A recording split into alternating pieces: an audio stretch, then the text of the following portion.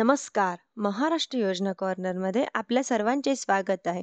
आजच्या व्हिडिओच्या माध्यमातून आपण बघणार आहोत की अगदी अपेक्षेप्रमाणे भारतीय हवामान विभागाच्या माध्यमातून मान्सून 2025चं पूर्वानुमान वर्तवण्यात आलेलं आहे आणि याच्याच माध्यमातून राज्यातील शेतकऱ्यांसाठी एक गोड बातमी आली आहे.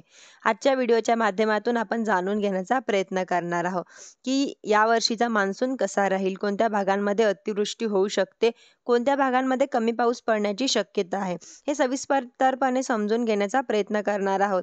आपण पाहिलेलं आहे की वर्षी स्कायमेटच्या माध्यमातून हवामान विभागाच्या माध्यमातून पूर्वानुमान वर्तवण्यात येणार आहे. यांच्यानंतर मे मध्ये जे काही एक योग्य असा हवामान अंदाज आहे तो वर्तवण्यात येतो. एप्रिल म्हणजे मेचे जर अंदाज साम्य असेल तर येणाऱ्या काळांमध्ये चांगला पाऊस किंवा तशाच प्रकारचं हवामान पुढे आपल्याला पाहायला मिळतं. यापूर्वी सुद्धा स्कायमेट वेदर या खाजगी संस्थेच्या माध्यमातून देखील हवामानाचा अंदाज वर्तवण्यात आलेला होता. मान्सून 2025 हा शेतकऱ्यांसाठी पोषक राहील अशा प्रकारची शक्यता वर्तवण्यात आलेली होती. 104% पर्यंतच्या पावसाच्या शक्यता त्यांच्या माध्यमातून वर्तवण्यात आलेल्या होत्या आणि यांच्याबद्दल आपण अपडेट सुद्धा घेतलेले आहे.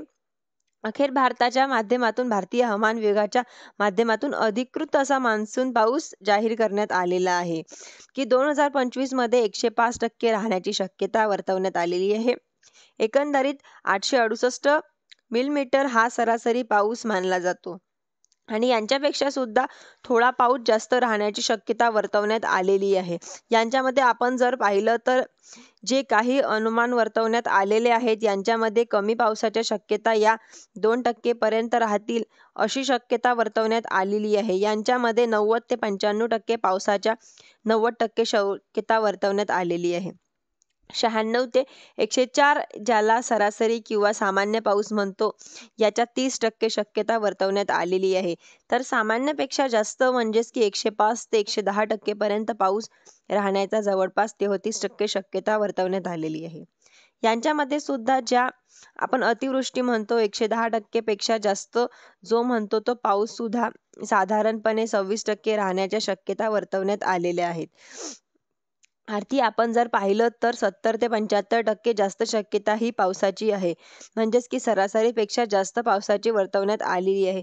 यांच्यामध्ये उत्तरी गोलावरती बर्फाचा असलेला तापमान हे सर्व अभ्यास करून या ठिकाणी काही माहिती देण्यात आलेली आहे.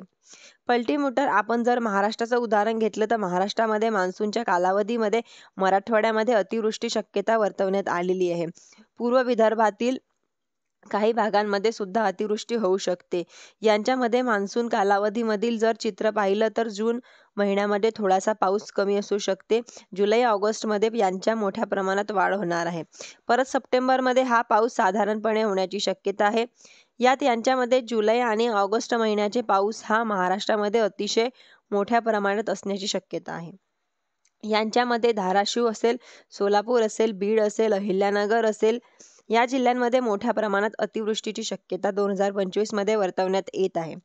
नागपूरचा काही भाग असेल ज्यांच्यामध्ये भाग असेल किंवा बुलढाण्याचा जो काही आपला धुळ्याचा बाजूचा भाग असेल या भागांमध्ये सुद्धा काही अतिवृष्टी होण्याची शक्यता वर्तवण्यात आलेली आहे. एकंदरीत आपण जर पाहिलं तर चित्र पाहिलं तर 2025 मध्ये एकूण सरासरी अवरेजेच्या जास्त पाऊस पडण्याची शक्यता मोठ्या प्रमाणात आहे.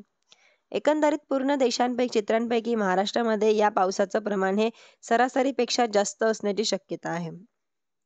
यांच्यामध्ये जुलै आणि ऑगस्ट मध्ये हा पाऊस जास्त होणार आहे अशा प्रकारे पूर्वानुमान या ठिकाणी भारतीय हवामान विभागाच्या माध्यमातून वर्तवण्यात आलेलं आहे. स्कायमेटच्या माध्यमातून सुद्धा तशाच प्रकारे अपडेट देण्यात आलेली आहे आणि आता प्रतीक्षा करूया की यामध्ये अंदाजमध्ये मे मध्ये येणारा अंदाज हा असाच असेल तर हे वर्ष शेतकऱ्यांसाठी सकारात्मक राहणार आहे अशा प्रकारचा आपण अपेक्षा करू शकतो. याचबरोबर आता भिवंड्यात सुद्धा भविष्यवाण्याकडे सर्वांनी लक्ष दिलेलं आहे. तुम्ही जर माझ्या चॅनलमध्ये नवीन असाल तर चॅनलला लाईक, सबस्क्राईब आणि शेअर करायला विसरू नका, जेणेकरून अशीच महत्त्वपूर्ण अपडेट तुम्हाला पुढे देखील मिळत राहतील. धन्यवाद.